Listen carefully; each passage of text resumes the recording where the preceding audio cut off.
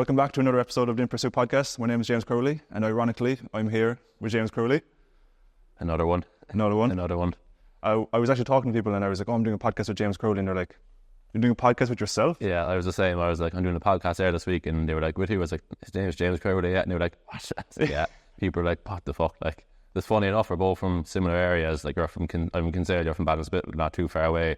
Both of the name James Crowley, both are in relatively similar industries. I think people must be thinking they're copying each other or something like. That's the thing, like. Yeah. Yeah, it was almost like the Battle of the Jameses. Like, Battle of the James Crowleys, yeah, that's it. But right now we're in Kinsale, we're in Rogue Fitness. And this is actually, this is where you're working now, isn't it? Yeah, this is where I'm working now. So I started here last July. I came off the back end of a holiday, so I was in Dennehy's for 2 and a bit years before that while I was going through college. Once I finished college, and I was a bit like, where would I go with my career? So I messaged Sylvia, the owner, and I was like, look, is there any jobs going or anything, or how does it work down here?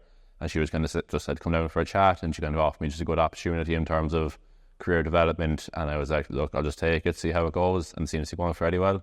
Definitely busy, much different to Denny's in the sense of it's just PT alone.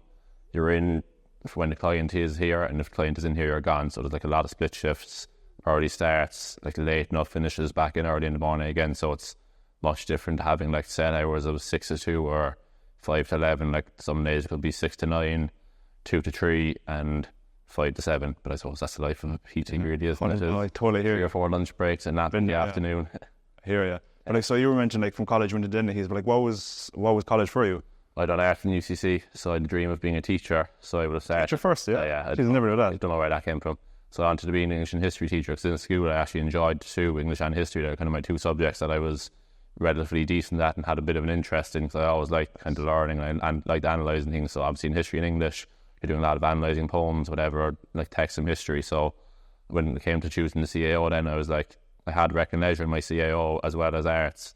And I was like, oh, look, I'll just go for arts. I want to be a teacher, probably the holidays as well, suiting GA, and all that was a bit of factor in that.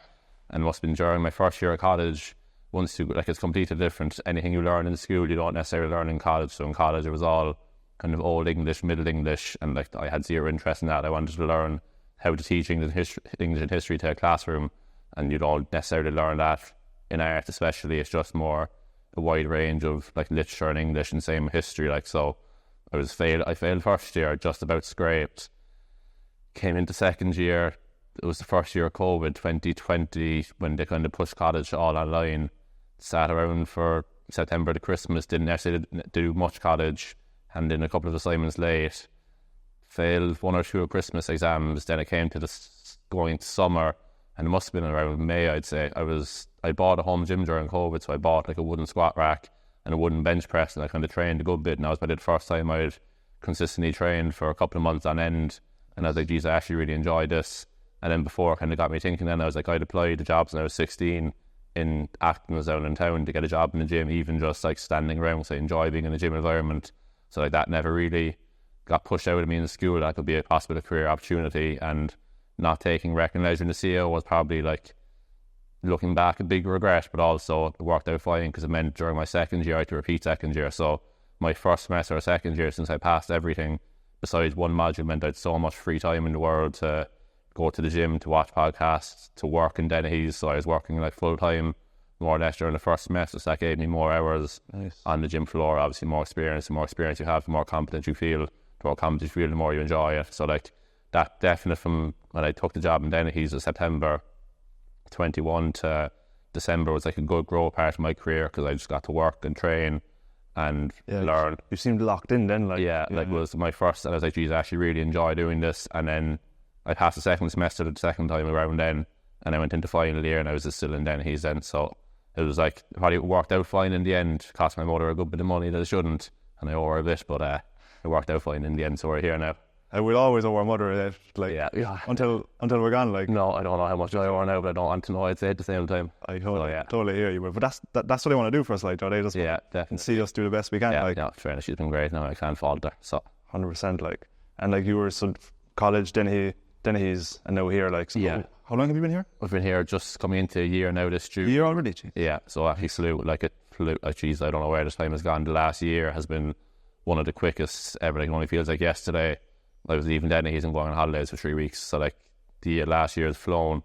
The amount of hours PT I've done is like ridiculous. I'd say it's well over into the thousands already just from doing 40 to 50 hours like plus PT work a week, and like I've come on a good bit kind of career wise and growth wise as well just from doing purely PT, which is great. Like, and like in here, it's only PT in here, isn't it? Yeah, it's just PT in classes, so there's no like commercial aspect to the gym. It's fully private, but obviously the option of fitness classes too. So people come in for the 45-minute session, just come in, get warmed up, and they're gone again. So there's no option to just use the gym for itself. It's not big enough, number one, but also people do tend, especially in Kinsale, I suppose you're getting a different clientele to what you would in a commercial gym. It's more so people who are working full time and have that bit of extra income to afford to have someone to train. It's not like commercial gyms where the personal training price will be a bit cheaper that kind of everyone can afford. Yeah. So the people who come here will come in for the 45-minute session, probably have a job, kids, obviously have a job, kids at home. They kind of come in here to get away from their work. So when they come in, they're delighted to come in because they're getting away from the office desk. It could be just before they go into work, might be on the lunch break, or just after work, they're here straight away. You know, they get 45 minutes to kind of improve upon themselves. So it's a much different clientele to what you get in a commercial gym in some aspects. Like, that's the thing. Like, and I even said to you when I came in, like, it's savage space in here, like, do you know what I mean? Like, it has for that, like, yeah, like for the private aspect, it's good. It has everything. It has obviously the rig behind the cameras there. Down to the right of me would be all the machines and stuff, and it has TRX ropes, bikes. It has everything you really need for the commercial aspect or for a private aspect. Like, you don't really need anymore. I think maybe an assault bike, but people wouldn't be a fan of that either. There's like, you can always look around and be like, oh, this would be nice here now. The one of them, one of this, one of that. Yeah, but sometimes you always want to add more, don't you? Yeah, like I'd be a bit like that now. I'd be like, oh, I'd love to see this here. I'd love to have this, but then like you might only use it once a day, so it might really be worth the investment. There's always something else you can do. So like, that's so true. Like, yeah, so like, it has everything you need. People are happy to come in the door. People are happy when they leave. That's all that really matters in terms of training, isn't it? 100%. That's it. Like, yeah, that's it. Like, that's like the most fulfilling thing, though, isn't it? As a trainer, like, is seeing the other person go away feeling better, doing better. Like, it's a selfish enough job in the sense of like, I feel great when I know someone's gone away happier when they came in, or you get some positive feedback. Like, last Friday, I must have been there. I run a 6 a.m. class in the morning, so it's like a strength and conditioning class. It's just basically a circuit of different strength and conditioning exercises. But someone emailed into the office after the class saying, like, that was a great class. Like, James has a credit to work here. He's great. He changed up the exercises every week, and like, I went away feeling great for the rest of the day, not caring about how other people felt, but like, someone complimented the work I had done. So like, it's almost selfish in the aspect of like, I get a good kick out of knowing I've gone away and making someone else feel better. And that's like a good motivating factor for me to always give someone 100%. Then is like, the better they feel leaving and the better feedback you get, the better you feel in yourself. You know you're doing a good job, as opposed to like, I kind of get these notions some days where you'd wake up at like 10 to 6 and you're like, why do I do this job? And then like, wouldn't mind working 9 to 5, rolling out of bed at 8:30, open up the computer, and then you just don't get that sense of fulfillment in it. I don't think I totally hear you. But like, I won't think I get that sense of fulfillment in a job like that, hearing good feedback and you made someone happy, or you could have potentially changed someone's life, or sometimes saved someone's life. You never really know. So like, it's a fairly fulfilling role and fulfilling job, I must say. It's good, you get a good kick out of something like that. Like, it makes you feel good. Like, when you know you've done something good for somebody and made them feel so much better, it makes you feel better. Like, it's great. Like, you don't really know where else you get the feeling from. Absolutely. Like, you said it there, you mentioned like, the most fulfilling thing is when someone says, you've changed my life. Yeah. I was like, when you've changed, like, you changed my life, James. Like, I even, like, when I was coaching as well, like, that was the best thing to hear, is like, when someone's like, James, you changed my life, like, you know, and they're like, so like over the moon, and you're like, I'm just doing my job, like, and like, there's only a select few who will have like that sort of an impact. Like, not everyone's going to come in the door and have a major life change. Sometimes people just enjoy being trained and just get the benefits of like health and fitness and resistance strength training and cardio training and stuff. But like, there's a certain few people, or a certain couple of people you meet every now and then that genuinely that they could be in a dark place, they could be unemployed, they mightn't be in a bad relationship, or they might have no money or whatever struggle they have, and they come into someone for any PT. It's not just me, it could be you or any other PT in any gym in the world, and they come into someone for half an hour or 45 minutes or an hour, and they go away forgetting everything that was bothering them before it. Like, and if you think, like, as I say, it's only a select few who will be in that, but like, knowing that you've helped that person in that sort of way is a fairly fulfilling feeling. Like, it makes you feel good about yourself as well as make the other person feel good. 100%. Yeah. And so like, the one thing, like, just coming in to have someone trained and trying to get someone in good shape, or for example, if you're a physique coach, you just get someone a 6-pack or a photo shoot ready, but it's the ones, and that feels great for the person, but it's the kind of the ones where you genuinely have a huge impact on someone's life, that you change their life for the better, or they, as I say, come from a dark place and you leave them feeling better. They now know how to keep on top of nutrition. That might have been a major problem for them all. You could have changed their body composition for the better. That could have been something that held them back from going on holidays with friends or going to the beach and taking their top off, and completely change their life around. And like, once they realise that, and once they say it to you and you get the buzz out their feedback, it's, as I say, it's fulfilling. Like, that's, I don't know what else to describe about it, really.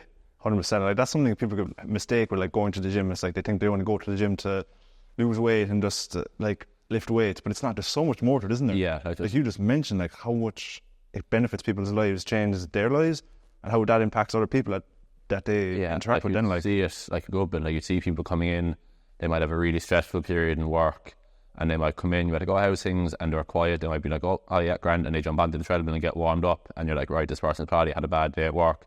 There could be something going on at home. They might be a bit stressed.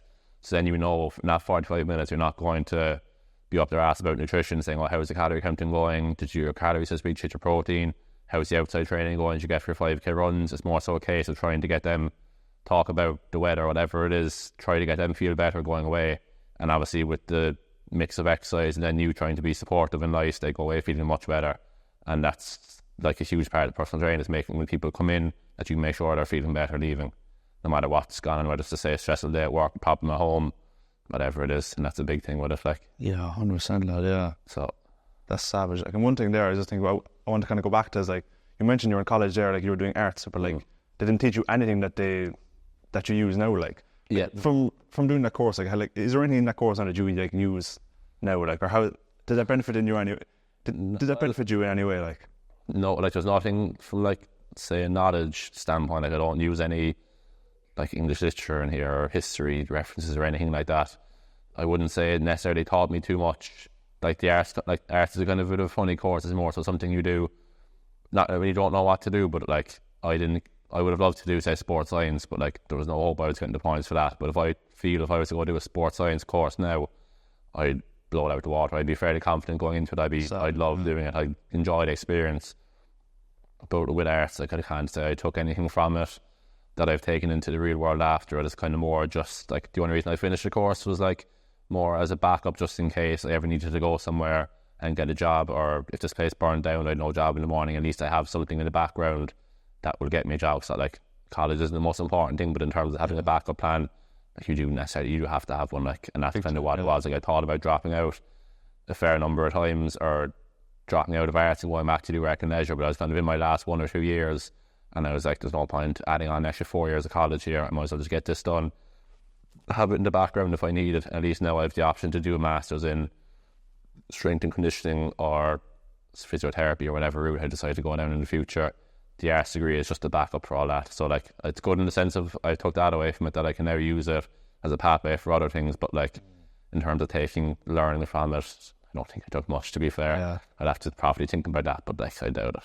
I suppose like the reason I asked you really is like, there's obviously there's younger people watching this as well, and they're probably like maybe going to college soon, like, and like, if you were to go back now, like, what would, let's say you were to start over now, or not start over, but like you're going to college now, like, how would you do anything differently, or what would you say to the people who are unsure of, like, they don't know what they want to do, or I think it goes back to like school. It goes back to 4th, 5th to 6th year. Like, I obviously had a decent interest in going to the gym. I've been going to the gym since I was 15, like, sneaking into the leisure world, trying to either run through the fence or lying about my age, trying to get in, or same with acting. It was like, I've been going since I was 15, and I got my first membership on my birthday when I turned 16, the first day. So I obviously know I had an interest, like every other young person wanted to go to the gym to fill out a t-shirt a bit more. 100%. That's all you want to do in school. You just want to be the big guy. Yeah, so like, that's probably why I started. But then I obviously had a keen interest if I was applying for jobs, just even to be in a gym environment, because I enjoyed being in a gym, listening to music, hearing weight, whatever it is. I just enjoyed the environment of a commercial gym or a private gym, or being around the gym. So if that was able to be identified in school, I could be like already 2 or 3 years ahead of where I am in my career now. But it wasn't. Probably, obviously, as you both know, school is going down a bit more academic route of like, it's all about learning and studying and heading the books, as opposed to taking stuff away practically and what you are good at or what you have a keen interest in. So like, enjoying history and English in school, that was probably put more to the forefront, because they're two big subjects. So I was like, oh, I enjoy these, so I might enjoy teaching them. Yeah. But like, I think probably the first mistake I made was not doing rec and leisure. Definitely, that was probably, if I look back now, it would be really stupid, because again, I would be that bit more, I'd probably be a year or two ahead of where I am, and also would have got the small bit of business side out of it. But I think it's just anyone who's doing the leaving cert now and doesn't know what they want to do, or in 4th and 5th year and really don't know what they want to do, like, I just keep giving it time. If you are stuck to do a college course, probably don't commit to one like that you're going to really struggle with, like, or that you don't have an interest in. Like, I had an interest in history and English at the time, so that's why I done arts. I didn't do it just because I needed a degree or I wanted a degree. I actually did have the interest in history and English from what we learned in school. But like, I'd tell someone to definitely take a year out and try to get a job in something they're either good at or have an interest in. Don't just take a year out and go work in a shop and then just go out on Thursday night with the lads and then spend the weekends doing nothing. Try to get some course done on the side, whether like you take the year out and you decide to go do a PT course if you have an option or interest in health and fitness, or you take a year out and you might go do an IT course, just something you enjoy doing. If you're enjoying on computers, you might do an IT course and be like, geez, I actually really enjoyed that. And if you got the points for computer science, you can then follow that pathway.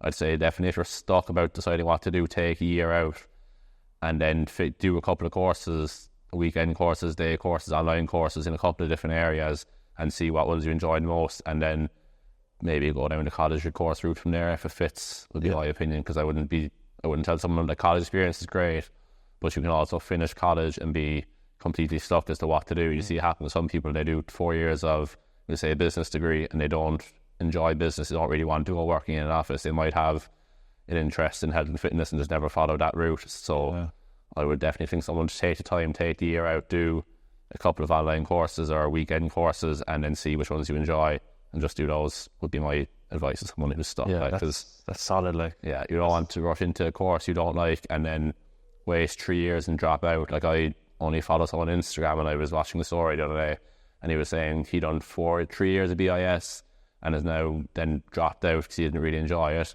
Always had a keen interest in the gym, became a personal trainer, and is now loving being a personal trainer. So like, yes, he might have done that college course for the sake of it, just to be in college and get the experience.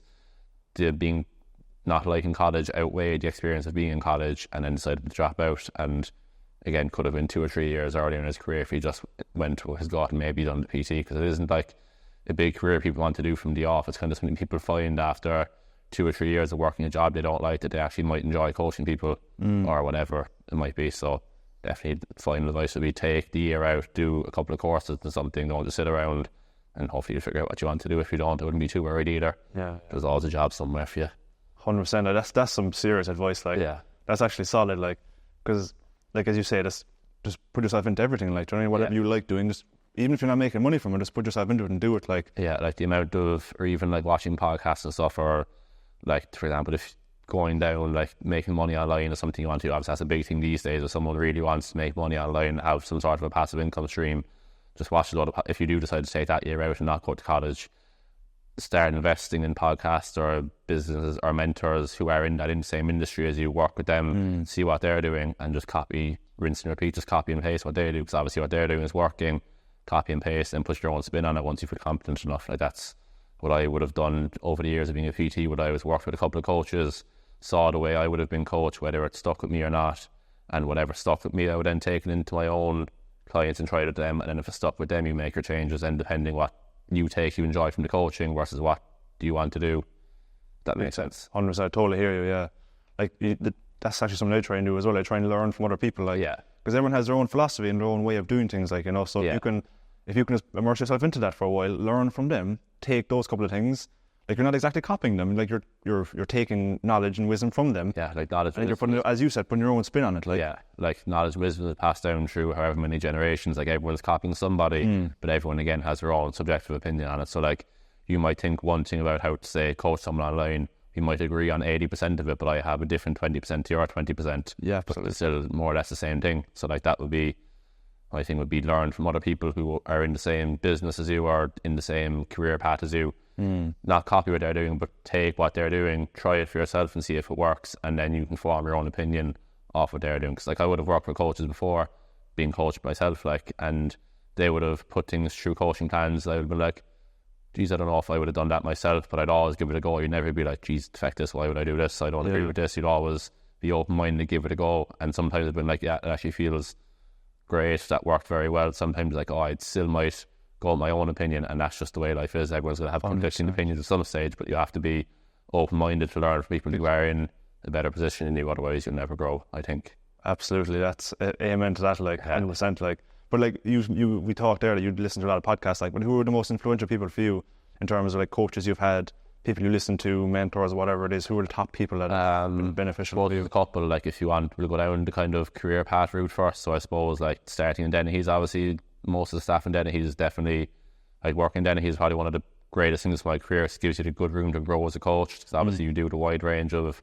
PT classes, assessments, making programs. Like the amount of experience you get from sitting down with someone like this in an assessment room saying what are your goals, your exercise history, injuries, and then making up a program for them. Like I've done that hundreds of times in Dennehy's, and it just makes programming now as a PT, and say not a step above that, but outside of that, not being in a commercial gym, much easier. Staff in Dennehy's, obviously my manager, who would have been Shane, Luke, and who would have been the owner. Obviously I would say that would be a big part of definitely me growing as a trainer, working like underneath them, getting asked them questions and everything. In terms of coach, I've worked with myself. I've worked with Paul O'Sullivan. He's bespoke coaching. Yeah, brilliant. Can't fault the man. Great. Like again, that would have been one thing. Like he would have programmed meetings that I wouldn't have necessarily done myself, but like I would have always tried them, because like he's way more experienced than I am. Yeah, has been probably like one of the best coaches in corporate. Yeah, he's very good. And like the one thing when I was working on meeting was I was always asking him questions. Like I probably annoyed the fuck out of him, to be fair, but it doesn't really bother me as paying the money, so I would have asked him as much questions as I could. Absolutely, that was the best thing to do. Like, yeah, like people like him love helping guys. Like, yeah, so like I would have asked him about everything. If I had a problem with a client, I might have asked him, and I didn't know what to do, or I might have just got his opinion to even validate my own opinion. Because as a coach yourself, you obviously get that like imposter syndrome, being like, why do I get to give this person this advice? Who am I to say this or whatever? Absolutely, so I totally hear. I would have used him to validate some of my own things, just to make sure that I had like the confidence to give it to the person, or give the piece of advice to the person. So he would have been coaching wise. He's always mentoring you so as well. Like, yeah, like I use him more as a mentor. I use him obviously as a coach, but also as a mentor. Like I enjoy just asking all the questions about even career stuff. I would have asked him stuff when I was moving to Den, or leaving Den. He's moving here. Like what just his own opinion was, because obviously he'd be practical enough and giving advice. Like, so I was like, what does he think? And then even when I was stepping into the more operation role here and taking over the kind of day-to-day tasks, I was asking him a couple of other things about what he thinks about just getting stuff done and all that kind of stuff. So he was good in that sense. In terms of people I'd follow on Instagram, him, Luke O'Mahony, I recently followed him the last couple of months or so, and he does put up some good stuff, to be fair. I actually enjoy his content. Diverse Performance will be a studio in Cork. I only recently followed him in the last couple of days, my personal training page, and I would have watched the stories. So he puts up some good stuff, especially at the moment. He started for like new trainers who are coming into the industry, because obviously like the life of a PT, most PTs isn't that long. It's only like a year and a half, I'm pretty sure. And that's just because people are very quick to try to get away from being on a gym floor, or get very quick to get away from working in the studio and thinking online coaching and working like less hours is the best way to do it. And people just burn out for that, because they don't have the experience, don't have the knowledge on how to grow a business or how to sustainably coach clients for a long period of time. So he'd be one, definitely, if there's any new coaches watching this, to follow him. He seems to be putting up some good stuff at the moment. Brilliant, yeah. Dr. Gary McGowan is a good one. I don't know, you follow him? Do you follow him? No, I don't know. He's from Killarney. He's like a qualified doctor and physio, he completed medicine in UCC anyway, and he's a qualified physio. He puts up some fairly good stuff, even in terms of his own training. Like, it's quite interesting to watch, and also like he puts up a lot of stuff about health and medical conditions and that side of training as well. So like you could like, I learned a good bit from him just reading his posts and stuff. In terms of the people who'd be a bit more prominent then on like Instagram and YouTube would be Chris Williamson, number one for podcasts. He's quite good.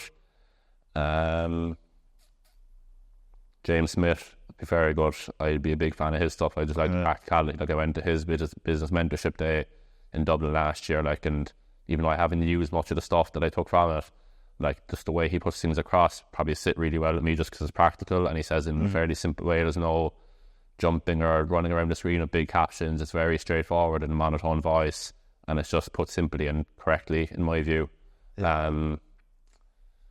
That would probably be it off the top of my head. There's a couple of other people I feel like I follow a lot of people now, but like off the top of my head, they'd be the main prominent ones that I would listen to and use a lot. I'm trying to think, is there anyone else? I follow a good couple of like coaches on Instagram now who do put up some good stuff as well. But off the top of my head, they'd definitely be the main ones, like the manager, my Shane, and then he's Luke, the owner. The Luke O'Mahony guy puts up the good stuff, the diverse performance stuff for new trainers, Chris Williamson and Dr. Gary McGowan. I'd say be the ones who I'd follow the most, and they probably come up for me the most on Instagram, so I'd interact with their stuff the most. They'd be definitely my top ones I'd follow at the moment anyway. Big time, that's great. Yeah. Do you know what's so interesting about what you said? Like, all of those guys, like, they aren't like super famous with hundreds and thousands of followers on social media, even though they probably deserve it for what they put out. Like, but you know, it's because like someone's asking me as well, is like who are like the most influential people for you, or who inspire you the most? And it's always like local people that are close to you. Like, like it's good. It's better to learn from them than to be learning off these super famous people. Obviously, you can take stuff from them. Yeah, like the super famous. It's great to learning from these guys. Yeah, like I was saying to you before, like controversy sells. So like some of the super famous people are only super famous because they're so controversial. Like you say Liver King, for example, now, like he was... I was just going to ask you, who are these people now? Yeah, like not like to be like, oh, to join the BuzzFeed of like slating Liver King, but like he's so famous because he's extremely controversial and he's also in extremely ridiculous shape. So like when he's shouting at a TV screen holding a pig that's being cooked on a barbecue with veiny shoulders and chest and abs, obviously he's going to get followers and like people like, what is this fella doing to be that big? But then, as you say, it's the coaches who have like the 3,000, 4,000, 5,000, 6,000 followers, not that many, probably just people from around the area who would have heard about them through other people. They're the coaches who probably have been in the game the longest and have built a sustainable client base that they don't need to get all these Instagram followers to try push clients and just sell 6-week programs. So like you'd see a lot of the big ones who'd have millions or the 100,000s, 400 or 500k. They do these, say, the summer 6-week shape up, and they do the kind of 12-week photo shoot prep and all that kind of stuff just to keep a good client intake coming. Whereas the coaches who have the less followers generally tend to have like 150, 160 clients or 90 clients or whatever. And they have better return. They have a better return in clients. Like some of their clients do with them for years, and it's just they don't need to be doing all these challenges to get new clients because they have such a good service. They don't need to be promoting these challenges. Their clients will keep coming back, and like I've worked with Paul, let's say 3 times, once in 22, once in 23, and once just for the last 12 weeks. I finished up a couple of weeks ago, like, and Paul wouldn't have, say, a major amount of Instagram followers, but like I know he's a great service, so I always keep going back if I ever felt I needed to be coached or wanted to see if I could learn anything else. Like, so they're probably the people to look out for, as the ones with the low Instagram counts that seem to have a lot of testimonials from different clients, because they're the ones, again, that have the client retention, as you say. Yeah. And they're probably the best people to learn from. Big time. And they're more practical as well, like, and they're more probably straight to the point, like. Yeah, like the information they put up wouldn't be as like controversial or as outgoing as people who might have more followers. I'm not saying everyone who has more followers doesn't deserve to be there, but some people put out the controversial information or the reaction videos just to gain more of an audience, and sometimes the information is misused or it's wrong or it's misguiding for people, and it's like those people who put out the right information, like we say, like Paul, like Luke O'Mahony, like say Dr. Gary McGowan, their information is practical. It's fairly simple to understand for anyone reading it. It's not talking about different muscle patterns or trying to get the eccentric portion of the length, like length muscles, all that kind of stuff in different styles of training. It's generally just information day to day. People need very simplistic. Simplistic is the best word for it. Yeah, because a lot of people can go into the scientific side of things, and people are like, "What the fuck?" Yeah, like sometimes it's good to have to show you can, but like more often than not, people will follow you or use your content or your coaching skills because it's practical. They can agree with it. They can use it. Whereas like sometimes people might look at it and say like, "What is he on about? This is a bit too far for me." Like, and they just will swipe off. Whereas once it's practical, everyone can read it. They might take something from it. That's probably generally when you get the most engagement and the most buy-in from people, is when it suits them and if they enjoy it. Big time, yeah. And like even from that as well, like you're saying that like a lot of people will do what you say is for coaches it's good to showcase that they have so much knowledge, but like sometimes you can tell the best coaches are able to use that knowledge but also break it down into a simplistic way. Yeah. Like Paul, these guys, they definitely break it down into a simplistic way. Yeah, like they take some of the very complex topics and just make it easy for people to make it easy for the day-to-day people to read. So even stuff like, I'm not a nutritionist, or I don't claim to be one, but a lot of like digestive issues and stuff, and even nutrient partitioning, they take stuff like that Like if you were to explain that to a normal person, they wouldn't have a clue what you're on about. But they can take that information and break it down to people to make it easy, like you're digesting your macronutrients easier and not going into the whole scientific breakdown of how stuff is broken down in the body. And it's just trying to make things more practical for people to understand, because the more practical something is, the more inclined people are to use it because it sits with them, as opposed to something being really heavy and in-depth in science. People probably aren't going to read it and aren't going to want to take the time to learn about it. They just need something, especially on social media, you need something quick and easy that they can read and use, they might take away with them, and that's probably big time, why they hold on to so much clients. Like most people want to know how to do something instead of like why they should do it. Like obviously it's good to tell people why they should do things, but most people, like especially you and me, like we just want to know how to do it. Show me how to do it, and we'll do it. Most people really don't care why you're doing it; they just want to know how to do it. As you say, it's good to show someone why they're doing it, because again, it can create that more of a buy-in. So if you're telling someone to count calories, for example, it's good to show them how to do it in MyFitnessPal, but you also need to tell them why they're doing it, so that creates a bit of a buy-in. But generally, they don't really care why they're doing it. They want to know how to improve their body composition or lose weight or build muscle. Generally, counting the calories be a big tool used in that. They don't really care why they're doing it. So in terms of being in a calorie deficit, losing weight or losing body fat, they just want to know how to do it. So like, I think the more you tell people how to do certain things, how you can do things to improve, whether it is their body composition, their health and fitness, or improve their muscle mass, you don't necessarily all need to tell them why. It's good to always know why, but you don't need to always share the why with them. Yeah. Sometimes it creates a buy-in, as I say, but sometimes people generally don't really care too much. Yeah. And like with clients, like what are some of the biggest mistakes, or like, I suppose mistakes clients usually make? Yeah, it was a broad question. There's a lot. Yeah. The biggest two will probably be discipline and willpower. Like they're the biggest, probably main factors that keep people falling off track or don't keep people on track, or people stop coming. Is just literally the discipline of showing up and doing it. So if it's a rainy day and you're meant to go for the 5k run, like, are you disciplined enough to just get it done anyway? That would be the biggest two. But they're all kind of connected. So then underneath that, so you've discipline and willpower as the top of the tree. Underneath that, then you've your motivation and your goal setting. So like, why are you doing it? So if someone came in we'll do all zero consultation here before someone starts training. It's just like a half an hour sit down, just to chat, just to see people where they're at and see what goals they want to work towards. But like with people setting goals, there's always like a why they want to set the goal. So like, I'll use weight loss example again because it's the easy one to use. Someone comes in like, I want to lose weight. Okay, great, you want to lose weight, but like, why? There's a reason why you want to lose the weight, and it's actually usually a deeper meaning than people are willing to share, or actually willing to kind of like soul search. So like, someone might come in and like, why do you want to lose weight? They're like, I'm going on holidays in a couple of weeks, and then it's actually there's a further again why to that, and that all kind of connects to the discipline. So if someone wants to lose weight because they're going on holidays because they don't feel comfortable taking off their t-shirt in the pool, or they'll either only be sitting on a deck chair in a t-shirt or only fully submerged in the pool underneath water, or same as if someone is going to the beach with their friends, they're too scared to go into the water because they don't want to take off their t-shirt because they're too insecure about their body. That's generally a strong enough why for people to be disciplined enough to show up and do the work.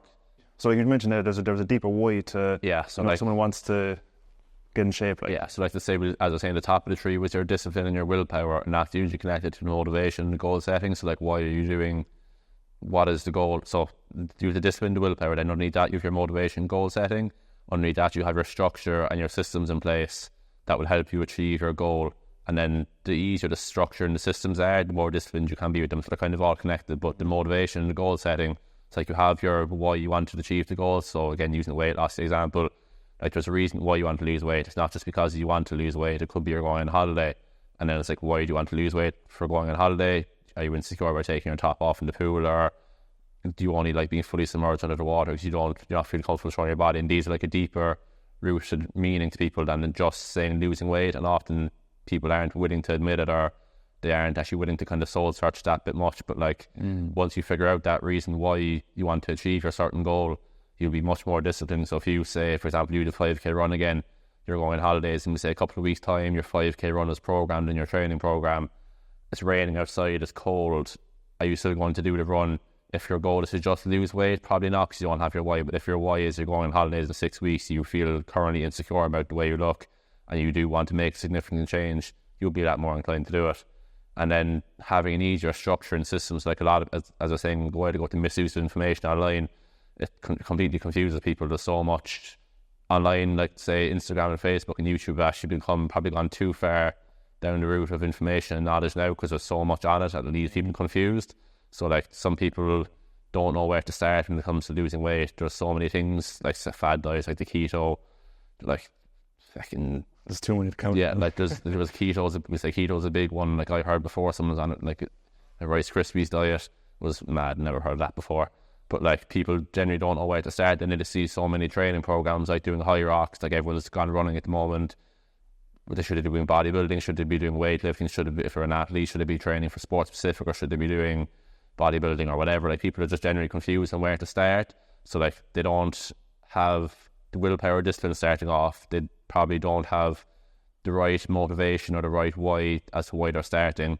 They also don't have a clue where to start, because there's so much misuse of information online, and so much information online they can't pick and choose to what suits them. And that's probably where you see people leaving confused. And especially when I was working in Denny, you'd see it more because people had the aspect of using the commercial gym as opposed to so many options. Like they could use the gym as well as doing the personal training, whereas here it's a bit easier because people just come in for the personal training, so you have that bit more control over the program. They're not coming in here other days on their own doing whatever. It's a bit easier to kind of give them the routine and training program because you're doing it all.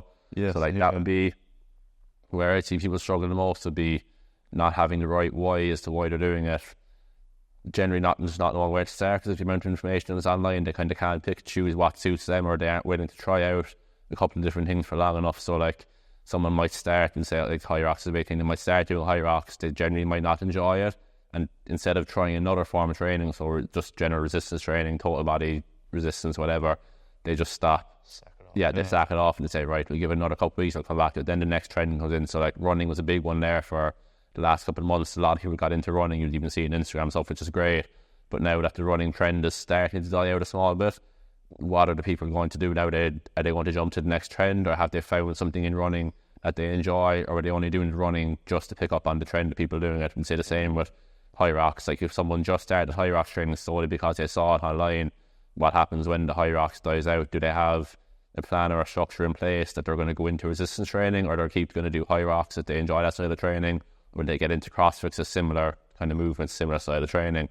A lot of people jump on the trend of what's big at the moment and forget to actually start doing what they enjoy. And once the trend dies out, then like what are they going to do then? And that would be another thing I'd see people struggle with, would be jumping from trend to trend of what seems to be big what seems to be big online at the moment. Like I totally hear you, and like somebody, I was thinking of as well, Joe, like a lot of people, I've even made this mistake before, like you'll start something and you will see something else, you're like, oh wait, I'm going to jump to this thing, you know what I mean? And the people are always jumping from the next thing to the next thing. And yeah, like you see it a lot with like GA athletes. Like there's so much now online about like being a better athlete, and you see people jumping up and down, jumping onto 40-foot boxes, doing all these sort of plyometric programs and these safety bar split squats with 200 kg in the bar and all this kind of stuff, and people are just forgetting about the basic principles of like progressively overloading the weight, so I would say in terms of an athlete, again, progressively overloading the weight, getting stronger. In terms of GA, having enough muscle mass to be able to withstand tackles, break out of tackles, whatever, and being powerful enough to break through a tackle. Like it's kind of as basic as that. But then you see people online, again, being the controversy sells, they'll put up these great plyometric programs that will get them springier in 6 weeks, and I'd see it on Instagram a lot, like follow this 6 week, 6 week plyometric program to get you faster, when generally people aren't addressing bigger issues like nutrition, sleep, training load, hydration, all that kind of stuff. People will see the trend, jump on the trend, and completely forget about like the root of the tree. So as I say, sleep, hydration, nutrition, training load would be a big one as well. People will fall off. Like so that would be where people struggle the most, like is the jumping from trend to trend, not knowing where to start, and then obviously the motivation, goal setting, discipline, willpower would be the biggest two. Like I'm sure I struggle with discipline a bit. I'm sure everyone does. It's a normal, it's a normal thing. No one's absolutely spot on 100%, but everything is just getting back on track as soon as you can. So like I was actually having a conversation with a client this morning. I was like, oh, how was your nutrition been over the last couple of weeks? And he was like, oh, I haven't actually really been tracking. And I was like, but you feel confident in knowing that when you do want to start tracking again, that you know what you're doing? And he was like, yeah. And I was like, that's all I need to know. That's perfect. So like whenever it suits you, whenever you feel you can get back into the routine of tracking your nutrition again or getting on top of it, then you do that. Like there's only, because with coaching and stuff, sometimes people can feel forced to track calories, and be really good nutrition, and more often than not, people just forget the benefits of just training alone. Like, not everything nutrition will always be perfect. So like when people start personal training, they're always go, geez, I don't want a nutrition plan, I don't want to be eating broccoli, chicken and rice. And you're like, yeah, don't worry, just get in the door, just start training first, and then you can build on everything else from there. And like tracking calories is only a tool, so it's only something you use for a period. So like I'd always try to use it with clients starting off, just to teach them about the food they're putting into the body, because generally it's the case of people having like probably say too high a calorie intake sometimes, but it's more feeling a lot of people aren't eating enough, but their fats are way too high and their protein is way too low. So it's just trying to identify that with people like from the get-go. So even if they don't track their calories, they're opting for higher protein foods, or they're trying to get a protein serving with every meal, because like you see some people just have toast for breakfast.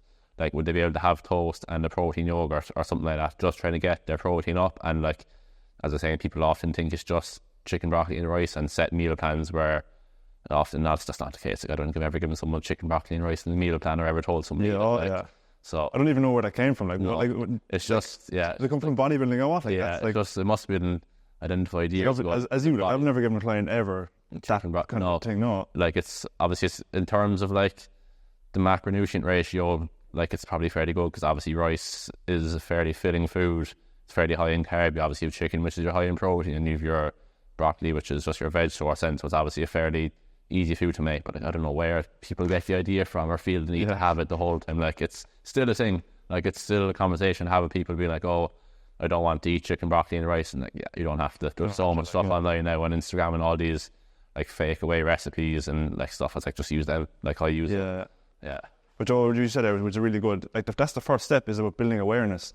Like you said, you get the clients just tracking food at the start. Yeah. It's just so they understand, as you said, what they're eating, how much they're eating, and they could, let's say they track their data, like, wow, I'm actually eating a lot more than I expected. Like, oh wow, I'm eating a lot less than I expected. And as you say, oh, I'm very little protein, very high protein, whatever. Yeah. It's just about building that awareness at the start. And that's all. So you have an understanding. Yeah, it's just giving people the knowledge. So like all the personal training is training people, obviously, but also giving them the knowledge to just go away and do it themselves. So it's not something they'll probably want to do forever, or they might do it forever, they might not. So you need to make sure when they go away, they have all the knowledge that they can get from yourself. Nutrition is something they want to look at, that you give them as much knowledge as they can about tracking their calories, about what to do if they want to go through a period of weight loss or muscle gain, whatever, and generally just making people aware, because people will be like, oh, I eat the same thing every day, I don't really need to look at my nutrition too much. And you would say, just do me one favour and track it for a week, and you'll see every day is different.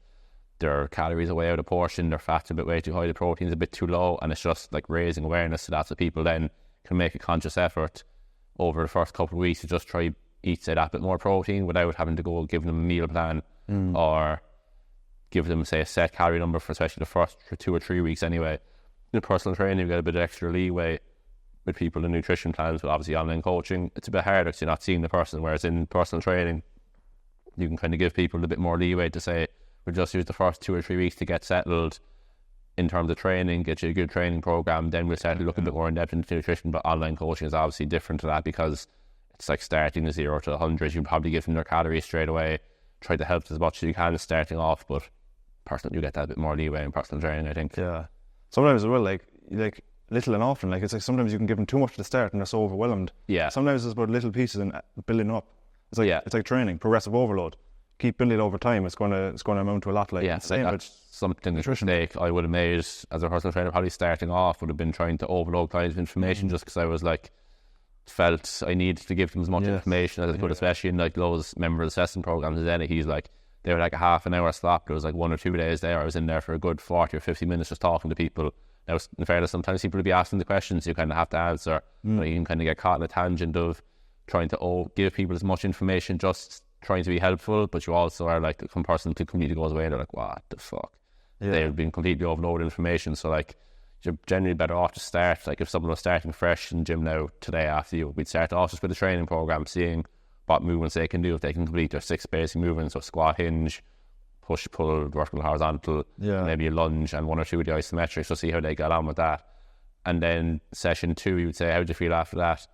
I felt grand, we'll go again, try maybe progressive overload a bit, and you start talking about nutrition and their lifestyle. So like, how is your nutrition, how is the sleep, how is stress at work, how is your family life, all that kind of stuff. And it's like slowly chipping away at those things over time, instead of trying to overload them. Like, right when you go home, you already need to plan for the rest of the week your nutrition, you also need to start doing a breathing routine every morning, the night before bed, get into cold water 3 times a week. Like, people won't sustain that. It's all about making small changes that stick with people over a prolonged period of time, as opposed to trying to fix everything in one go. It's just small little changes week in, week out that someone can sustain, that will give someone major long-term change in adherence, as opposed to giving them all the information off the bat and letting them try to go away and dip themselves. They probably forgot half of it as they left the gym, and then they don't know how to do the other half.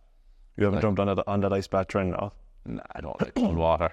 Not a fan of the cold water. Probably like now there obviously is great benefits to it stuff, but sometimes I feel like people jump on those things as a trend, and it can actually add more stress. So like, if I was to do a cold bath before work or a cold shower, like, I'm already getting up at 5:30 in the morning, so I'd have to get up at 10 past 5. So that's cutting off 20 minutes of sleep I'd rather have at that time in the morning. So like, I feel like some people jump on trends like that, and it actually adds more stress into their life sometimes. If they miss it, they're like, oh, fucking, it's another mental block. So like, that could fuck up their whole day. So they've missed their cold plunge in the morning, so then they don't bother making their breakfast, so they get something on the way, and then they didn't bother bringing their lunch, then they get something out for lunch, and then don't go do the gym that evening. So like, sometimes those small things can add extra stress. Like, a couple of other ones would be like, say, like, even for GA players and stuff, like going to yoga classes and mobility classes. Like, if they're working long days and they're trying to do a yoga class once a week on top of already training 3 days a week with potentially a match at the weekend, like, that's adding more stress to their evenings. They're probably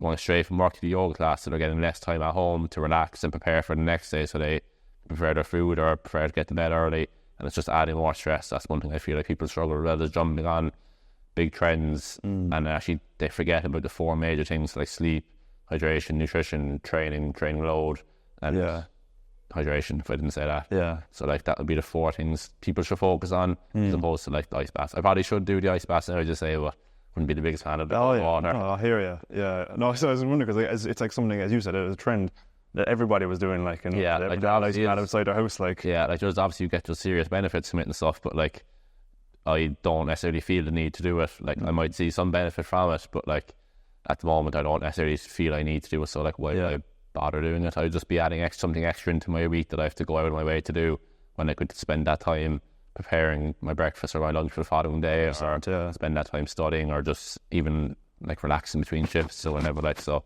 sometimes people add in that extra fluff to try add on to what they're doing to make it all better, but they're forgetting about the 4 major. Yeah. It's almost like a procrastination, like. Yeah, it is. But also even the price of it and the upkeep of it and all that, like. Yeah, like, just for us, like, we just go down to the beach there once or twice a week. Yeah. Do you know what I mean? Get into the water there, like. Yeah, like, it does. Like, they are a costly thing when buying the ice for it as well, like, especially coming into summer now when the sun is out a bit more, like, you'd want to have a big freezer full of ice to last it, like. That's the thing, like. So, 100%. I don't know, I wouldn't personally go buy one anyway. Yeah. And yourself, what are you training for? Generally, just to keep fit and healthy would be the main one, like. Obviously, in terms of sport performance, trying to get better at sport, like, a couple of areas. You're playing guard, aren't you? Yeah, that kind of can say that. So a couple of areas I need to probably get better at would be like speed, probably get a bit fitter and also a bit more agile. But like, there are areas I just need to work on and kind of prep the time to. But like, then it comes back to like, if I was to go do an extra speed session, like last week now, I done an extra speed session, I done an extra conditioning session before training, and we had a match on a Sunday. Like, and when it came to Sunday, I'd only done 2 total body sessions, so I had 2 days off, and I still felt fairly heavy-legged going into that match on Sunday, and I felt a bit tired. So I was like, there's no point in doing those extra speed and conditioning sessions, because I'm take away from the 4 major factors: on my nutrition, my sleep, my hydration, my training load. It's just negatively impacting me, even though I was trying to do the right thing. And that's another thing people, like athletes especially, struggle is they'll see online, like, do these speed sessions before your training, and again, you're taking time out of your day to go down to the pitch for 40 minutes before and do it. And it can actually negatively impact you, especially when, like, we're a dual club, so we're playing matches every weekend. So we would, let's say, between early and football, like. Yeah, so a club with only one code has that bit of extra leeway, because they have every weekend off, every second weekend off. So they can do it in those other weeks, whereas we're on every weekend. So like, it's just fluff. Like, if I can do it, I'll do it. But like, last week was definitely, that was extra fluff I didn't need to do, and it negatively impacted my performance at the weekend, I think. So 100%, and even work-wise, like you say, you're in here 40 hours plus a week, like. Yeah, like, I'm on my feet. Do other things outside that as well, like. Yeah, like, I'm obviously on my feet for 12, 11, I say majority between 8 and 11 sessions a day. Like, so that's long enough to be on your feet, and then to try go do extra sessions between work outside of my normal training program is just extra volume you probably don't need. You're better off focusing on the big four, and then during training to probably start sprinting a bit more. So like if I was running for a ball, as I'm running for the ball, maybe focus on the rhythm and the technique of the sprint and getting up to top speed and stuff like that, instead of trying to add in the extra running sessions where I can't, where it's not feasible. Like, I hear you. So at the moment, currently just training for general health and fitness and just sports performance, like just to be able to play GA for the whole season, not get injured, be the main one really. Yeah, so, I hear you. And you're like, but you all like, do you see online? You see all these like coaches are always doing these big channels, like you mentioned, high rocks, all these things. Like, do you ever feel pressure that you're like, oh, you should be doing these things, or are you happy enough that like this is what I'm doing? I'm happy with this. I wouldn't feel pressure to do like high rocks and running. Like generally, I'm not a fan of road running, so I'd never even be arsed to go out for a road run. In terms of training for a high rocks, like I know that would negatively impact the GA week, so I would never bother, and it doesn't really interest me too much. But like, it's like the extra speed test sessions, the extra conditioning sessions, that extra fluff. Like as a coach, especially, like being a coach is actually a bit more draining than people think, because you feel the extra need to do all these things. So again, it's the imposter syndrome. Like if you were running now, I might be able to notice things in your sprint and tell you how to get faster. But if I was to say, tell one of the lads how to get faster, I'm already slow enough. So they're already probably faster than me, but I might be able to give them an extra tip on how to get faster.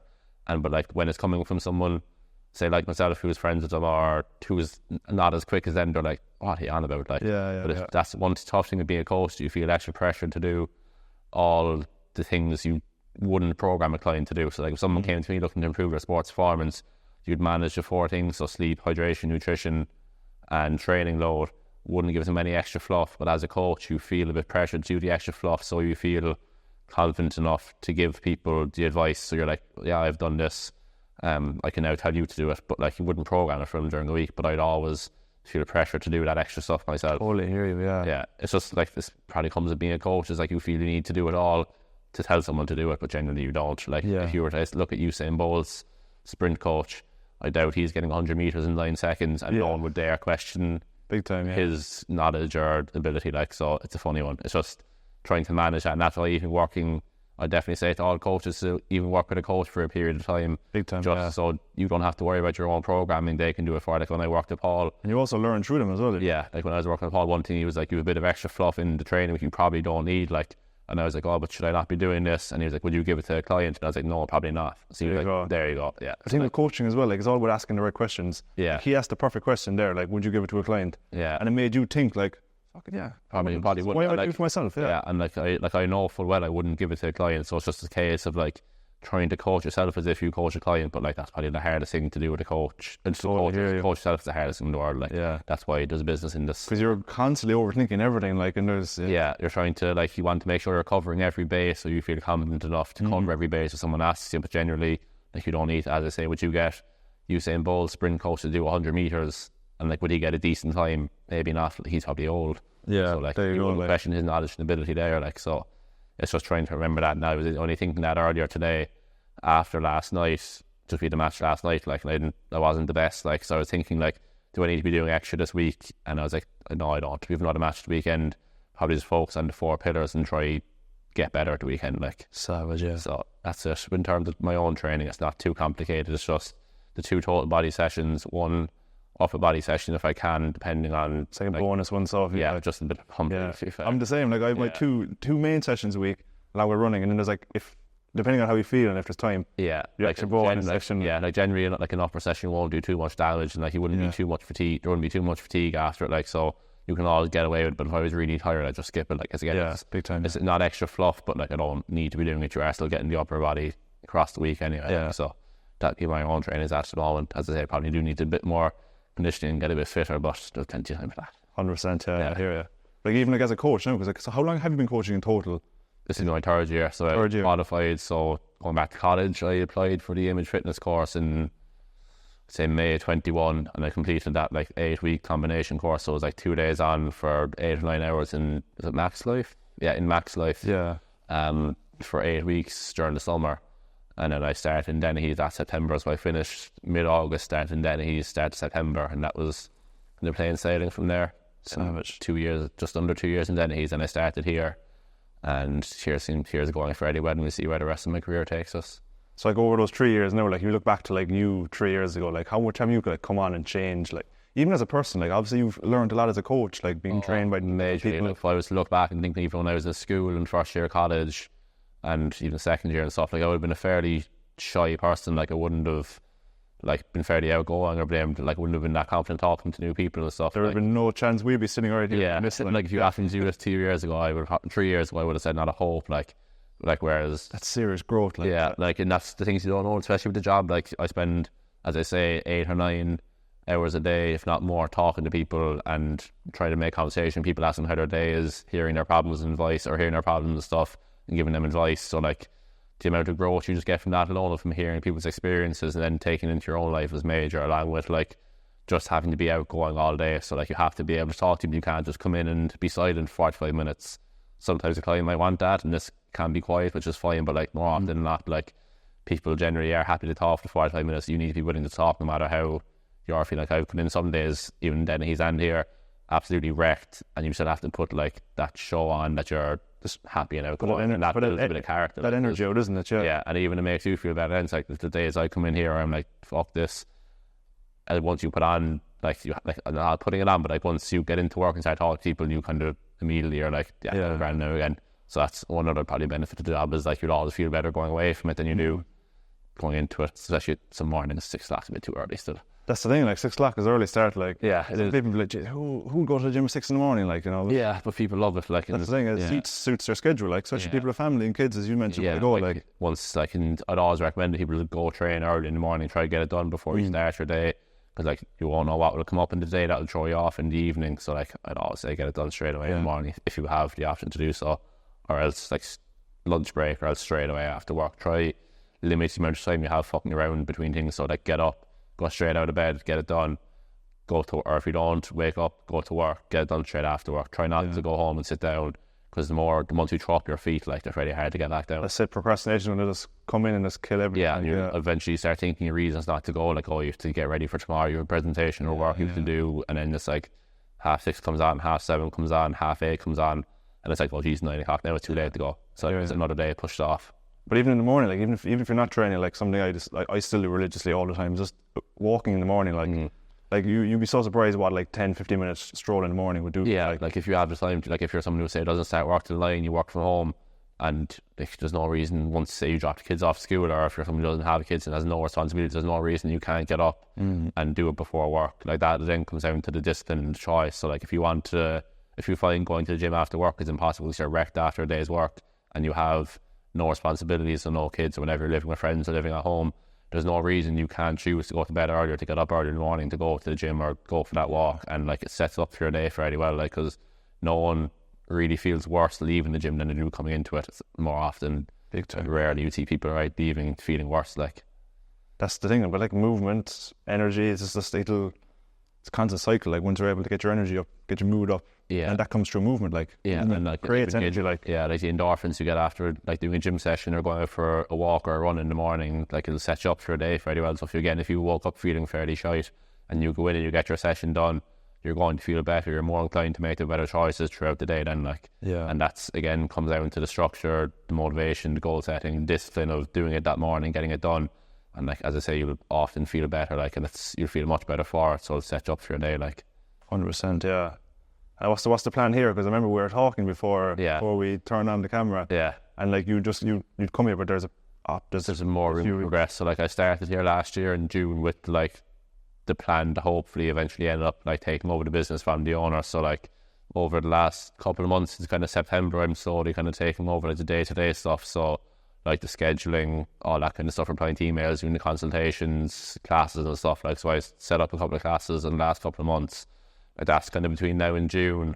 And once June comes around, it's kind of more taking over like fully of the day-to-day stuff. So like making sure the place is running day-to-day, there's no problems. So like your general managers, so lights, toilet paper, blue roll, paper, all that kind of stuff. Obviously there's still the scheduling, replying to emails, consultations, making sure all the staff holidays are covered, making sure the staff have their holidays booked off, making sure the staff are coming in, making sure the classes are full, making sure the equipment's working, making sure the feedback from people is good.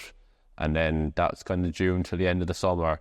And then kind of the end of the summer is looking more then into like running the business. So like obviously between now and June and kind of now in the end of the summer looking at growing the business, so bringing in stuff like, say, seminars, wellness days, new classes, maybe the package deals, like package deals for college students, or like, as I say, like the 12, like if someone wants to start personal training, run a 12-week program at a reduced rate just to get people in the door, that kind of thing. And then end the summer onwards is more like the business side of things, so like looking at the cost of sales, looking at kind of reduce costs of stuff, looking at do we need to upgrade equipment, do you need to get new equipment, all that kind of thing. So like what's costing the business the most money, kind of cost the business less money. So like lights, we say electricity, like do the lights need to be on now? No, probably not, it's bright. Does the bathroom light need to be on? Probably not. And then from kind of September, October onwards, then is looking at like PAYE, tax, payroll for staff and stuff. So like the proper business side of paying staff, managing tax, and managing VAT, which would be interesting. Like in terms of doing a business course in college, like I'd feel great I don't feel any pressure because I haven't done it. So I'm like, I should know what I'm doing. I'm going to this completely open-minded, seeing how to get on, and like running a business through like is fine. Doing the day-to-day stuff, so learning how to grow the business, doing the social media is another one.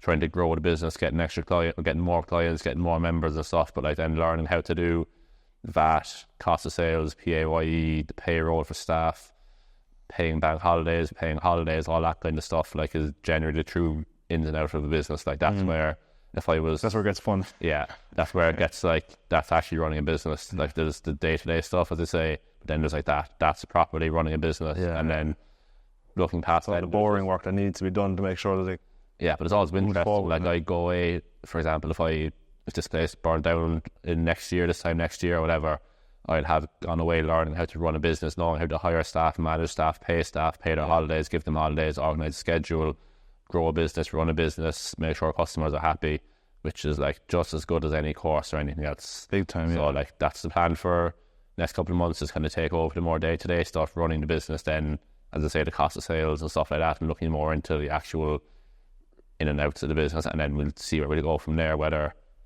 I don't know, I haven't decided too far ahead. That's so cool, Joe. It's so like you're still 22 and you're thinking about this, and like, all right, you're taking on a business now almost. Like, I mean, that's something I've always wanted to do. Like I've been saying since I was 16 or younger, I've always wanted to like own and run a gym in Kinsale, because as I was saying to you before the podcast, there's no commercial gym in Kinsale. But this is one of the only gyms in Kinsale that isn't part of a leisure centre or a hotel. So like there's a serious market for it there.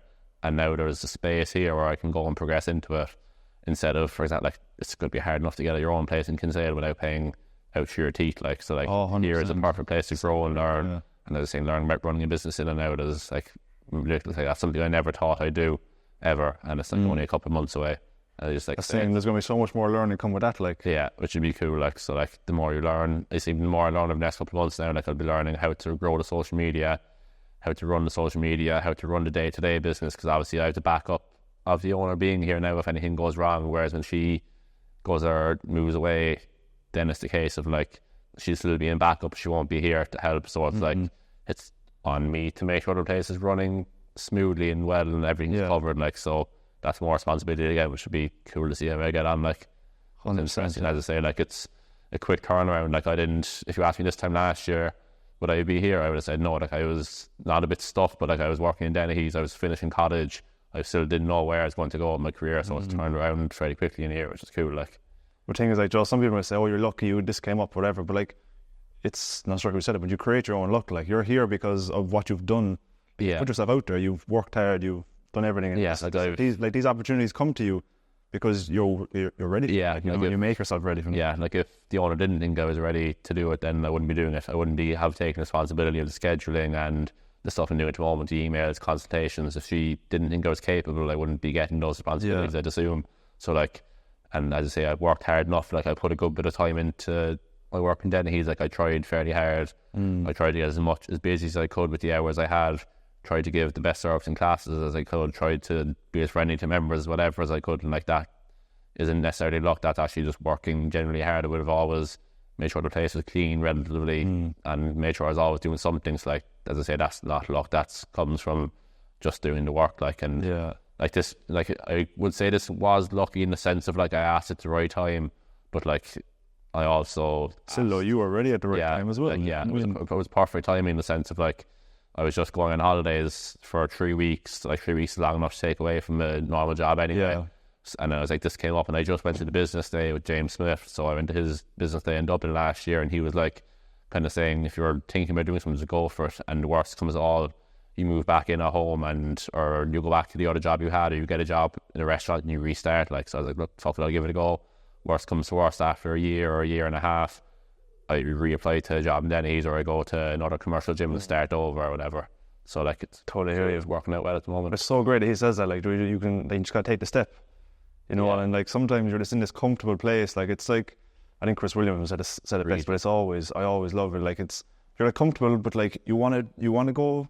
It's the region beta paradox. Yeah, is that it? It's not painful enough that you want to take action, but it's not. It's comfortable enough that you don't need to take action. Yeah, the thing is, like, so if you put yourself into more pain, it'll actually force you to like leave the job. It forces you to take more action. Yeah, it's like something like what he said. Like, if you'd walk a mile, but if you were to go 5 miles, you drive, or something. Something like that. Yeah, like, so like I was. When you think about it, it's like, it makes so much sense. And I've actually done it in my life a few times now. I've actually put myself into a worse situation, and it's actually taken me further than where I was, you know. Yeah, so comfortably numb is the way you described it. So like, you could be in a really good work, you could be in a job that pays you well enough, but like, you probably want more money, but you're in a job that pays you well, the hours are good, but the hours could be better, you could have more freedom. Oh yeah, the job, you're doing the job you like, but you could be doing something you like a bit more, but since you're getting enough money, the job pays you well, the work is fine, it's not too overly stressful, you just kind of get comfortable, numb and happy enough of what you're doing, which there's like, everyone has that kind of like, I assume everyone has that bit of desire in them that they want to do something a bit more than just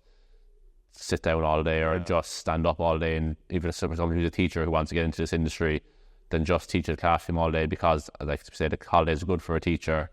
The pay is good, they get paid during the summer, they get 3 months off. But if someone might be doing teaching and not enjoying, they might hate 7 months of the year and like 3 months a year when they have the freedom. But if they chose a career path they wanted to enjoy it, they might be able to work their way to that freedom anyway while doing the career they enjoy. And if they don't, then they restart. And like, big time. Yeah, I don't know who said it. Was it Tim Ferriss? Might have been Tim Ferriss. He said, you're better off sleeping in a futon at 30 than you are sleeping in a house you don't like with kids you don't want, something like that. Yeah, which is extremely true. Like, or you're better off living at home with your parents when you're 35 than with a family in a family you don't want in a house. Yeah, like that kind of job you don't hate. Yeah, and again, this comes from like comfortably being numb. Like, you have, say, again, the family you like, but you want to be traveling the world, all that kind of stuff. Like, so totally hear you. That would be something I'd try to live by. Would be like, if I want to do something, I'll just give it a go and see. Like, taking the job here, like I was happy in Denny's. I was going well. I was busy enough. I enjoyed the staff were great. I go crack, but I was like, I didn't want to leave. Like, it wasn't my first. It wasn't my first option, but like, my first thought was like, geez, no, I'll stay here. This is great. Like, but I was like, I'll just give it a go and see. And it seemed to work out fairly well. Like, I can only think of like, if I didn't take the job, I'd still be fairly happy in Denny's, but I don't know what else. I would still be happy in Denny's, but I don't know what else I'd be doing. I might still be personal training 1 or 2 people on the side. Mightn't be doing the under 15 S&C with the Cork team. I might not. I mightn't have got into S&C as much as I did, because I didn't have enough free time during the day to actually study the S&C or finish the courses or whatever. So, like, taking the chance generally works for most people, and if it doesn't, you just restart and go again. 100%. What's the worst that can happen when you do take it, or when you do fail? Like, you just restart. Like, there's no failure. There's only learnings. Like, you know, what I mean? It's when you look at it like that, like, you can only win. Like, yeah. So like I was saying, if I took this job and it didn't work out, the worst thing that happens is I go back to a commercial gym or go back to somewhere and restart, and like, I'd still be doing what I enjoy. It'd just be in different location. Whatever I try to do. So, for example, if I dropped out to do fully online coaching here, might not work out. I'd just go back and get a job as a personal trainer somewhere else and restart. And there's no shame in that. So, like, for example, the role I'm moving into now would be a bigger role than just being a personal trainer. It might not work. It might not suit me. I could be absolutely shocking on doing the payroll and the PAYE. So then I just take a step back and be a personal trainer. And then people think there's often shame in not taking a step back, but like, there's no shame in that really at all. What's the difference? Still doing what I enjoy doing, still doing what I love doing. So that's probably all that matters really, is once you're happy, not really matter what else. Like, that's the thing. Like, yeah, people like, so that was that. Like, that's like the name of the podcast. Like, is in pursuit. Like, everyone's in pursuit of something. Like, you know, and this is what you're in pursuit of. Like, and most people don't take the step to go and chase after what they want. Like, you know what I mean? Yeah, it's just like going back to what you said about being like Chris Williams, and people are just comfortable on. People are happy enough with what they're doing. They could be happier, but they aren't willing to give it a go and see. And that just comes down again to making the choice of will you give it a go or not. Yeah. So, and the thing is, like, it's like you can, like, I don't have kids, I don't have family, so obviously I don't understand. I can't understand what it's like for parents, who want to make that move because they've got the responsibilities of looking after kids, their family, house, care, all this. So it's understandable. Like, but especially like I speak to guys our age, especially like especially young guys who don't have these responsibilities. Now is the time you need to be doing these things. Like, put yourself into that thing, even if it's less money than what you're doing now. Put yourself in there and give it a go. It's like that. Obviously, speaking to, like, for family and kids and stuff, like, I don't have any either. So like I don't have any overheads or anything I need to worry about really. So like there was no harm in me taking this job and like moving back home. I wasn't moving away from kids or family or anything like that. Like, so there was no real need. There was no real reason I couldn't do it, especially people our age and younger, and like even in up to 26, 27, 28 when they don't have kids or might not have a partner, better off to just get out of it and give it a go. Like the worst that happens is you move back home, you get a job and you restart, and like it might only take a year or two to get back to where you were, and at least you tried something you wanted to do and it didn't work out, so now you have an answer, as opposed to all this sitting wondering like, geez, imagine I'd done that, would it have worked? At least you tried and tested, and if it didn't work, well, fair play, you gave it a go, just back to the start again. Like, that's the thing, like you've learned so much along that way as well. Like, like let's say you're to go back to the start now with like what you've learned on this journey, like it's going to serve you at some stage in your life down the line. Like, like if, as I say, this place is to burn down tomorrow and I was to go back to a commercial gym, I'd be such a better trainer going back to a commercial gym than what I was when I left or when I started. Obviously I'd have way more knowledge in training people, way more knowledge in communicating with people, way more knowledge on getting results, talking to people and giving people proper adherence, helping them with their adherence, as opposed to like when I left or when I started. And that's like, you might look at that as a bad thing, saying, geez, I'm after taking a step back, but like I'm after taking a step back, but I'm in a much better position than where I was when I left or when I started. 100%, that's so true. Like, I go from November to January and come home. Is that really the phase I want to raise a family or live for long? But like I definitely lived there for a couple of months just because it's like, wouldn't do it every year, but like I definitely go again because it's just cool, it's sunny, it's warm, there's loads to do, the gyms are very good, the food is fairly good, and it's just a nice place. Like, it looks cool. Like, it does look cool, alright. Like, it is. I definitely recommend going for a couple of months if you get it. Even for, like, we went for 10 days now, like, and it was enough. But like, if I had a choice to live there for a week or a couple of months, I would. Like, I hear you. That's it. Like, but like that's like something that's on my list. I have like a list of places like I want to just live in for a while. You know, even like as you said, like 2 or 3 months or 6 months or something. Like, you know, and figure out then where you want to live. But for you, like, do you want to settle down here in Ireland, or would you like to, or do you see yourself abroad? I don't necessarily see myself living and like, for say, raising a family abroad. I'd definitely be living in Ireland playing GA till I retire anyway. From like, I just enjoy playing GA. I don't see myself giving it up to go move somewhere else. But like, if the lads, for example, were going away to Australia for a year or 2 years, I'd go for a stint. I'd go for 6 months if it worked out, or maybe go for 3 months to come home and go for another 3 months for the last year, whatever. And like, I'd like to travel and see a bit of the world, but like, don't really think I'd like to go live anywhere for a prolonged period, like for years and end. Like, it's just like too much. That's the thing, and at this age, let's just figure out trying things as well. Like you say, just go and try it, see what it's like, and if it's not, just come back, no hassle. Like, I think people often move away. Like, it's funny, like one of the lads in Denny's I used to work with, like, a lot of his friends had moved to Australia, and I was like, oh, do you ever see yourself going? Like, and he was like, nah, I have no interest. Like, and we were talking then, like, and like a lot of people will move away. Like, obviously, in fairness now, at the moment, Ireland is probably, I assume, for someone who's 27, 28 looking to buy a house or move in with a partner or whatever, is probably a tough enough thing to do because of the price of it. Like, I don't know anything about that, so I won't really comment. Like, but people will often move away to get away from a problem here, but often not, they'll come home with the same problem. Like, you might, like, I'd never seen it, but like, I would have a feeling some people will move away because of whatever problems they've had here. Then on holidays they live a false reality of, say, living in Australia or living in Dubai or living in Bali, where everything is completely different to here, knowing they're not going to stay there long term, so they don't address the problem they moved away from. And then when they move home, they're moving back into the same problem again, still with the same difficulty, whatever it could be. As I say, like we'll use the weight loss as an example again. They might be really insecure about the person they are, in the choices they make, what they've done in their life. So they decide it's not me, it's where I am, it's my environment. So they move away, and then they move back into the same environment they had problems in, and they don't realise their environment is the problem, not them. If that makes sense. I totally hear you. Yeah. It's like they're blaming external things, whereas it's actually, you're the problem. Like, I'm the problem. Like, like that would be what we were having that conversation, like, and it came up, and then I was thinking about it after, and I was like, that's probably so true. People move away to get away from problems, sometimes, not all the time, but sometimes, and they come back to the same problems in the same place, or it's up in the same hole, and like it's just a reminiscing then on the false, the reality they live, and they were like, oh geez, moving to Australia was the best thing in my life, I need to do that again, or moving to Bali or Dubai or whatever, and they're like, they don't actually address the problem they face. Yeah, it's like, why can't you have that happiness here? There's already a way you can be happy at home or wherever it is, or if people move away for work whenever and they're unhappy where they are, there's surely a way you can be happy where you are.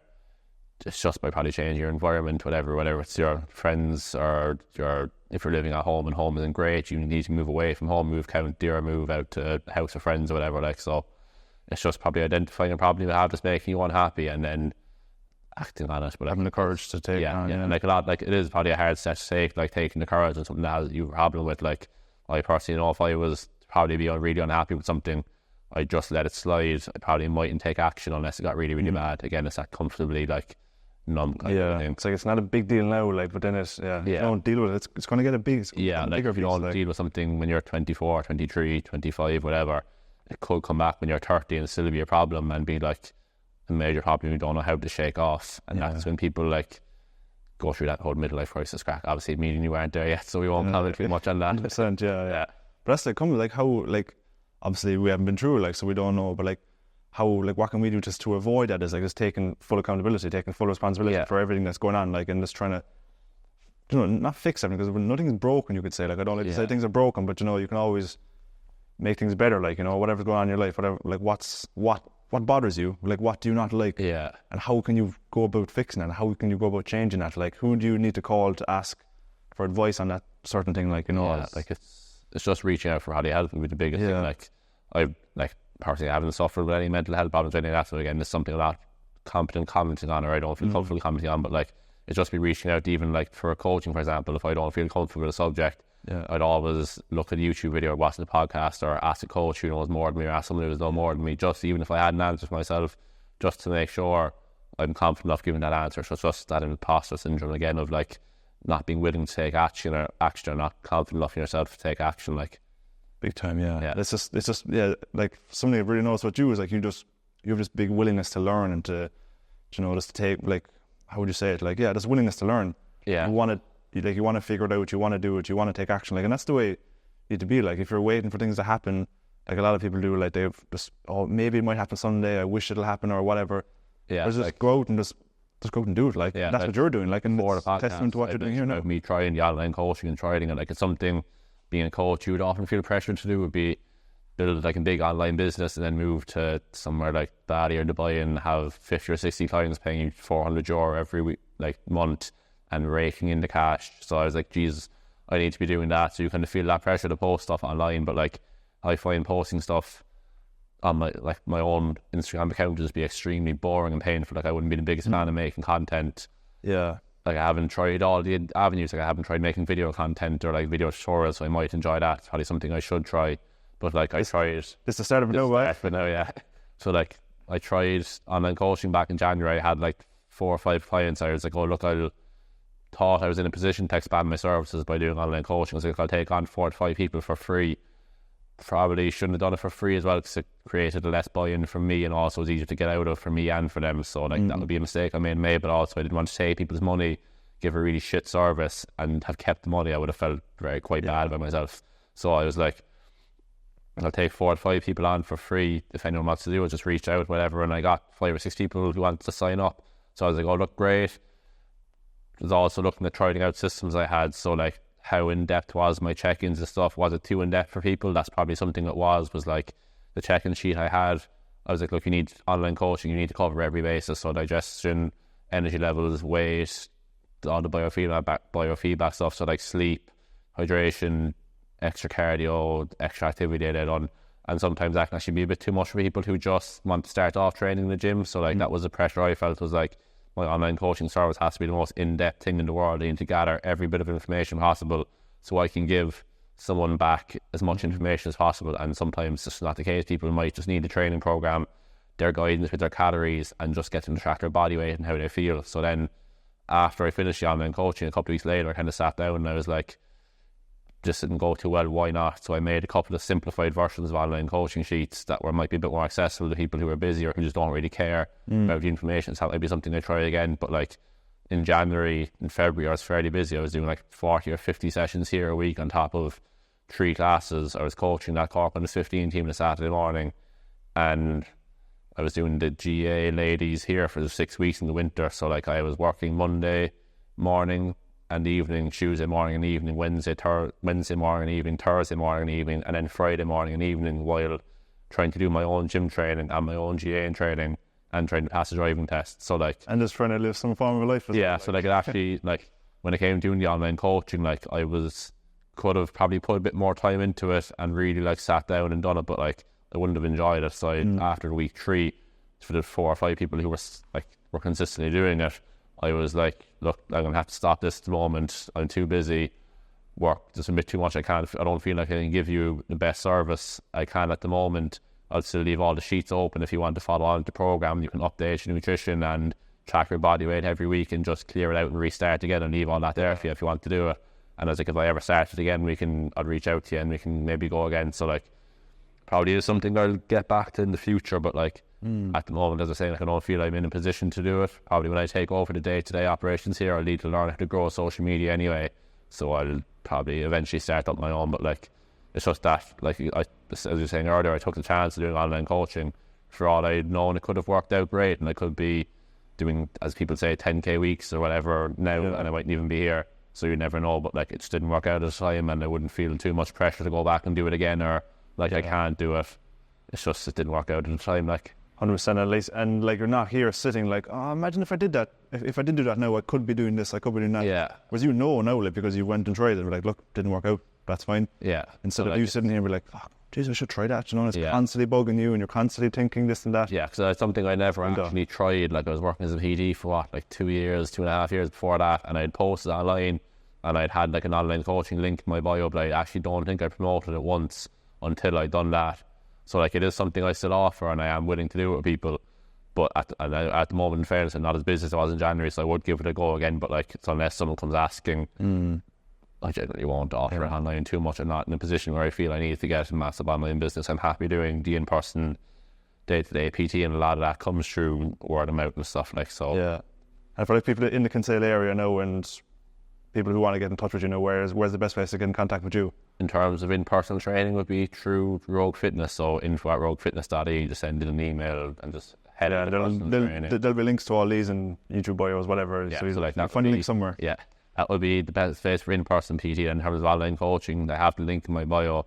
Just fill out your email and your name and I'll get back to you. Probably I look at it once a week, so like if someone inquires, I'll get back to them within the week. Like, it is a service I still offer, still probably in the trial and error phase. So like, when I offer the leader, it won't be like anything costly. Like, it's still a trial and error for both me and the client. Like, so that would be it. And Instagram would be James Crowley .pt, I think, and Rogue Fitness is Rogue Fitness _Kinsale on Instagram and Facebook. And there's a question I had there I was going to ask you at the start. So what's the best monster?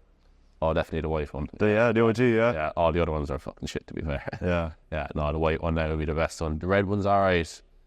The white and the red would be my favourite too. I wouldn't drink the calorie ones. I think they're like fucking petrol. Oh, stop that! Yeah, I wouldn't. That'd be it. No, just the white one. The red one would be the only two. White one's good. Though. You can always trust it. Like, you can always like. If you're going to shop and you want the malt, like the white one is always. It's all reliable. Like, it's all. Like, no matter what mood you're in, no matter what's going on, it's always going to be the white one. Hits the spot. Like, like some of the other one, like the purple one, now once or twice, like, and it's not great. Same the green one and the blue one, like they're a bit too sweet. Like, whereas the white one is. It's like the porridge and that go and what is it? The 3 Bears.